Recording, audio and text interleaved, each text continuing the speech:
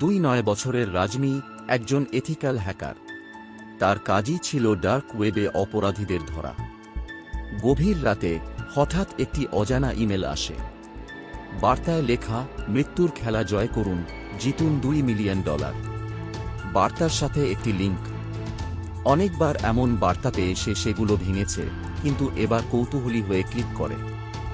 সাথে সাথেই তার স্ক্রিন কালো হয়ে যায় এবং ভেসে ওঠে এক বার্তা, ডেথ গেমসে স্বাগতম, প্লে করতে ক্লিক করুন। রাজনী বোতামটি টিপতেই এক সিসিটিভি ক্যামেরার ফিড খুলে যায়। একটি ঘরে শিকলে বাঁধা অনেক লোককে দেখা যায়। তাদের মধ্যে একজন ছিল অ্যালভিন। হঠাৎই কিছু মুখোশ পরা লোক বন্দুক হাতে ঢুকে পড়ে এবং অ্যালভিনকে একটি রুমে নিয়ে যায়। সেই রুমে রক্তের দাগ, পাশে লাশের স্তূপ, সামনে রাখা একটি লেবু এবং চামচ। একটি জ্ঞান শুরু হয়। অ্যালভিনের কাজ ছিল একটি লেবু চামচে রেখে দৌড়ানো। যদি লেবু পড়ে যায় তবে শিকারী কুকুর তাকে ছিঁড়ে ফেলবে। একে একে কয়েকজন মারা যায়। অ্যালভিন প্রাণে বাঁচে, কিন্তু তার যন্ত্রণা স্পষ্ট। রাজনী ঘটনাটি সরাসরি দেখে হতভম্ব। সে সার্ভার হ্যাক করার চেষ্টা করে, কিন্তু লোকেশন তার নিজের বাড়ি দেখায়। একটি নতুন বার্তা আসে, আপনার পরিবার বিপদে, দ্বিতীয় জ্ঞান শুরু হবে।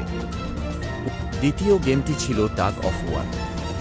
2 দল দড়ি ধরে টানে, মাঝখানে কাঁচের 7 টুকরো বিছানো। হেরে গেলে দলকে সেই কাঁচের উপর দিয়ে হাঁটতে হবে। অ্যালভিনের দল হারলেও সে বুদ্ধি খাটিয়ে নিজের দলকে বাঁচায়, কিন্তু তার শরীরের জখম বেড়ে যায়। চূড়ান্ত গেমে অ্যালভিনের প্রতিদ্বন্দ্বী তাকে প্রায় হারিয়ে ফেলে, কিন্তু শেষ মুহূর্তে অ্যালভিন জিতে যায়। অ্যালভিনের জয়ের সাথে সাথে রাজমির স্ক্রিনে তার এবং তার পরিবারের ছবি ভেসে ওঠে। বার্তা আসে, তোমরা জিতেছ, কিন্তু খেলাটি এখানেই শেষ নয়। রাজমি স্ক্রিন বন্ধ করার চেষ্টা করলেও ব্যর্থ হয়। হঠাৎই তার এবং অ্যালভিনের পরিবারে মুখোশধারীরা ঢুকে পড়ে। রাজমি চিৎকার করতে থাকে, কিন্তু নেটওয়ার্ক বন্ধ। সবাইকে হত্যা করা হয়। রাজমি বুঝতে পারে এই গেমের শক্তি তার কল্পনারও বাইরে। সে হ্যাকিং ছেড়ে দেয়, কারণ একবার যদি ডার্ক ওয়েবের ফাঁদে পা পড়ে, সেখান থেকে বের হওয়া অসম্ভব।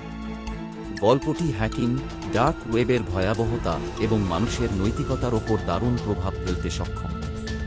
এটি নিশ্চিতভাবেই দর্শকদের মনোগ্রাহী করবে।